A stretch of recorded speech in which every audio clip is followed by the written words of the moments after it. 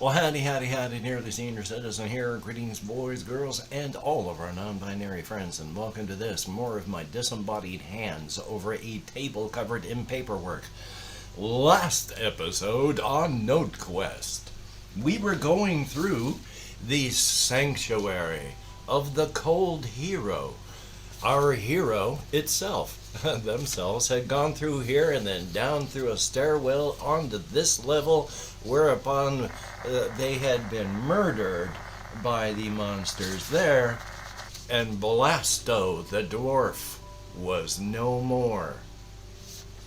Now, how on earth did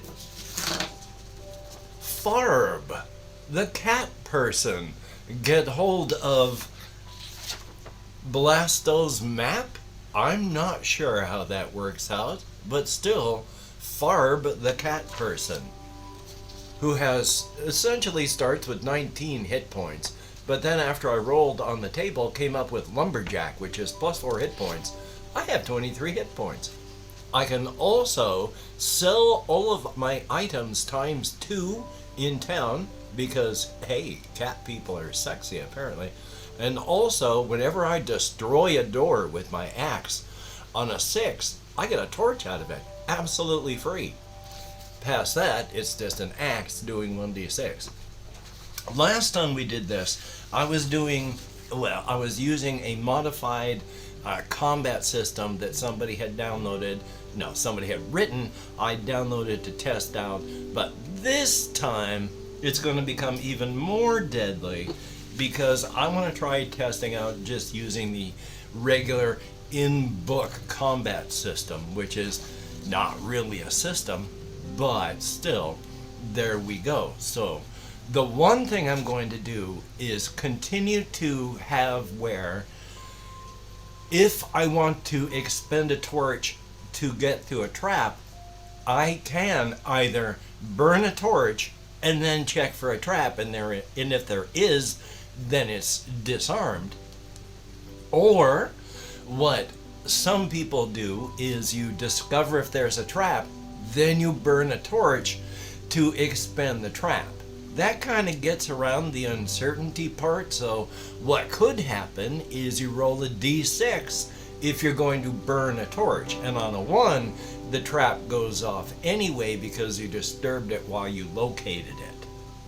That's an idea. We'll see what happens. Yay! But past that, we're going to be using the regular combat. But to get anywhere in this dungeon from this spot right here into any of these rooms right here, and again, that big old shadow on the paper is my actual PS4 camera being dangled from a stick, so yay. But for each empty room that I pass through, I have to roll on the monsters table. No treasures, unless they happen to be carrying any, but there's no more treasures in any of the rooms. But yeah, so that's going to be happening. So Farb, the cat person, who's a lumberjack, is going to be traveling into this dungeon. Now, I also have other paper here because this is level 1 and this is level 2, and then there's no room to put another level on here, so I'm going to move level 3 onto here because the boss level will be somewhere on this level. There has to be 2 levels between the entrance, the outside world, 1, 2, and then the 3rd level is where the boss is. So now we are going to see just exactly how deadly, as compared to the system we were using, Notequest Expanded World Combat is, because it is pretty deadly. There is no roll to hit. There's only rolls to damage. You just take turns doing damage, and the bad guys always do a set determined amount of damage. Yay! So we'll see how that works out. But that means up in this room right here are 3 warrior angels. Now, warrior angels frightened me before, but hopefully I've got the chart up here. Warrior angels only have 2 damage and 4 hit points. That's not bad. Not bad at all. So actually, we're going to go through this corridor, which doesn't, it's not a, I think, let's quick double check on that, because whether it's rooms or corridors, I am suddenly unsure. Because it says if you leave the dungeon to rest in the city, when you return, you'll have to roll on the monster table for each empty room. Yeah, and there's a difference between rooms, staircases, and corridors.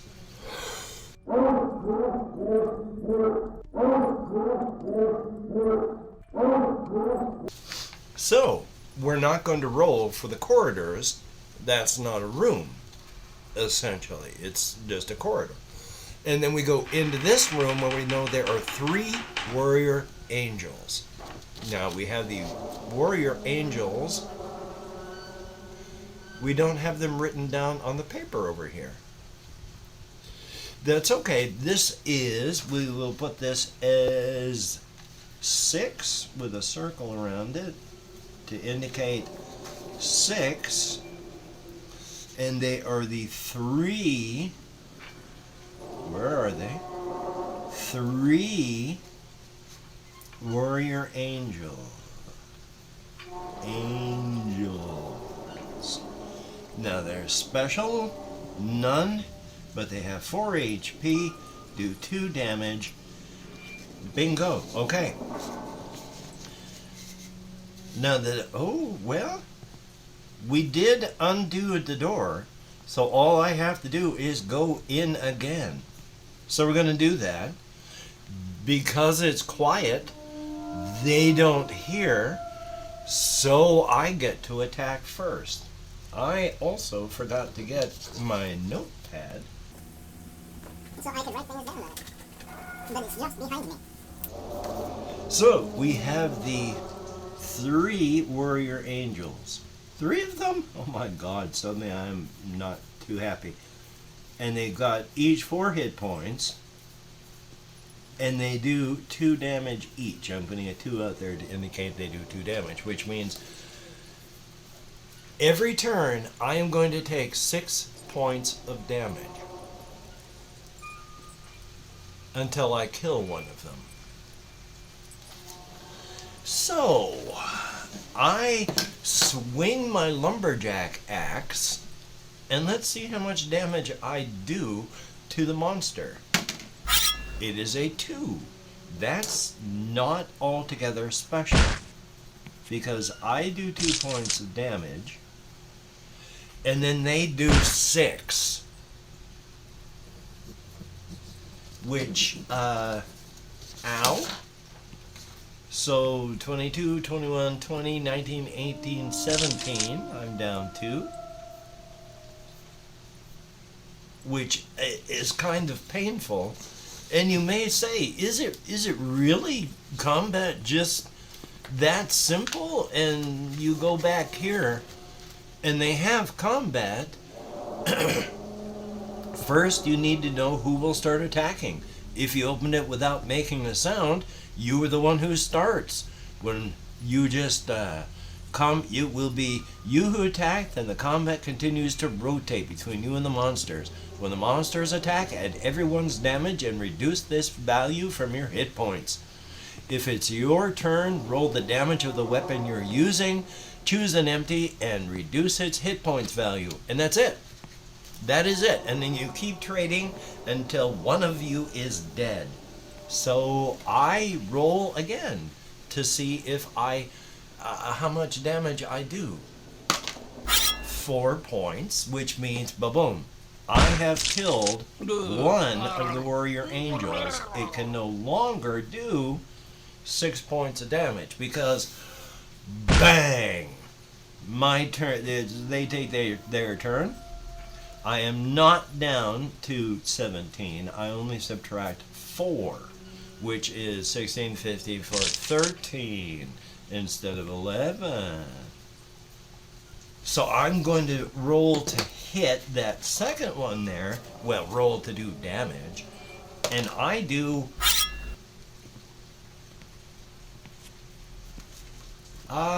this isn't good. 1. And then they do 4.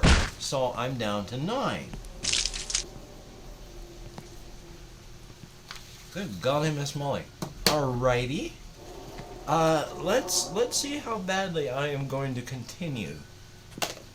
2. Oh boy. Farb may have a twin brother or sister or intersex individual who may be coming in to replace them with exactly the same stats. We shall see, because I take 4. I'm down to 5. Oh boy. Okay, so pa-pow. 5 points of damage. Okay, I kill that one. And I take 2 as they attack me. That leaves me at 3.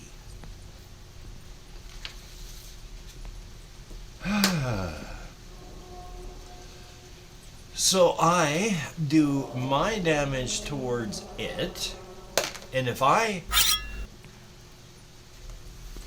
there's still a chance. I do 2 points of damage. Sure, it's still perfectly alive, and I'm down to 1 hit point. Oh boy. So hopefully I'm going to do at least 2 points of damage here. 5. I do kill the whatever it is, warrior angel. And it is finally laying crumbled and dead on the floor, and 1 point of health left. That's painful. That is very, very painful. So I know that there are 1d6 treasures in here. Shelves with 1d6 treasures. That's why I wrote that up there. But is this the one where I can rest and get some health points back? Like at rest for half my turn? Isn't that something? No, that's Dungeon Blitz, isn't it? Dungeon Actions, yeah. I have nothing. I have to go back to town and spend a coin to recover my hit points and spells consumed. So, yeah, we're going to roll for the treasures and see what we found in this room now that we've killed the 3 warrior angels. So, first treasure. Well, let's see. We have... Here's 4 dice. We're going to write these down as after we go blah blah blah. So we got 5, 3, 5, 1. Well, why am I rolling 6? I've lost my mind. Did I? No. This is how many treasures there are. First, we have to determine how many there are. We don't just my dice hate me. There's 1 treasure. There's not 4 or 5 or anything like that. We find a 6. Oh, there is a magic item. Roll in the magic item column. Okay, so over here to the magic item column. And we find a 5. A vampiric weapon. Recovers 1 hit point with each attack. Wow. So that would mean I would have to come down here and roll for this weapon. Well, let's see what kind of weapon this is. We find a vampiric machete. Okay. Well, that's a treasure. We'll put that on the treasure in the backpack.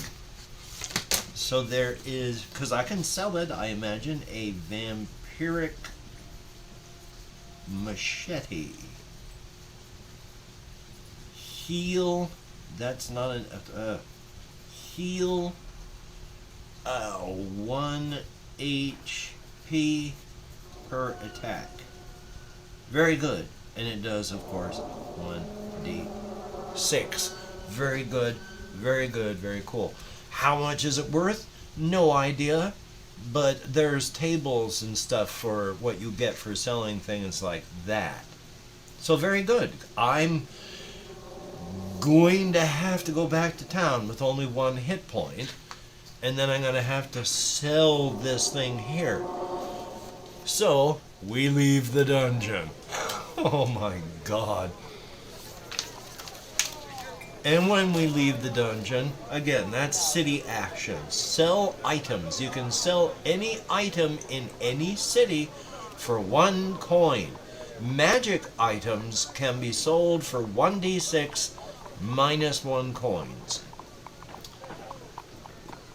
I could sell my vampiric machete and get 2 coins and then well, however many coins it would give me.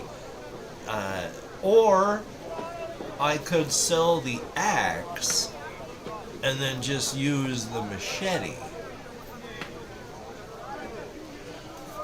Let me check on the axe, because I don't know if that's lumberjack or axe that gives me this. Lumberjack, when destroying doors, roll the dice. Yeah, it doesn't say I need to have the lumberjack axe. The lumberjack axe is just the starting weapon. So I'm going to sell my axe for 1 coin, which we will move the 1d6 vampiric machete over here into my weapon slot. Very good. I'm going to keep that right there just for data, but it's not really there. Its weapons go here, not in your backpack, but that's the information, so we're going to do that. And then with the 1 coin that I get for selling my axe, I rest, recover my hit points, and spells consumed. Oh boy! I got a better weapon out of it. So, in a way, that almost nearly helps, but not really, because now I'm going to be down 1 extra torch because I left the dungeon, and when I enter the dungeon I have to spend a torch. I only have 9 torches. You can only carry 10. You burn 1 torch just to enter the dungeon. I'm going to be down 1 there. That happens. I don't have any coins. So when we go back, I'm going to already mark this next one, pre-marking the horror. But this is our character so far, back up to 23 hits with our vampiric machete in hand. Those torches already marked. We still have these talents. So, sell stuff that's 2 times in town. I forgot that as a cat person. I still have 1 coin. You can spend 1 coin and add 1 torch. I spend that coin. I buy a torch. Bingo! I'm glad I showed you my character. Very, very good. It's a good thing to have up there. Okay, back to page 18. Because we are in a sanctuary. Ruin. Okay then. Where's my map? We actually have a room here that we can go into. I can't see what I'm pointing at. A room here that we can go into off of, I can't see, off of here. So I'm going to roll for the room that we're going to find there. Well, whatever it happens to be, because we roll in the open from a room chart, is what they're sometimes known as. And it is a 3, which is a medium-sized room. I have in the previous videos really rolled incorrectly here, rolling on the wrong charts, rolling in table charts when I should have been rolling on from corridors, such like that. It's a learning experience, and the idea is to have fun. Mistakes are going to happen. We're all only human. But it is a medium-sized room, which I would say is about the size of what we're in right now. Very good. Alrighty. So we're going to have to roll for contents and monsters. Contents first. An 8. Small altar, 1d6 coins, may have a secret door. So we'll put a little S on there. And what was that again? It's an altar, 1d6 coins. Let's see how many coins. 2 coins. I'm going to grab those coins. I don't know what monsters there are yet. Let's roll for monsters first.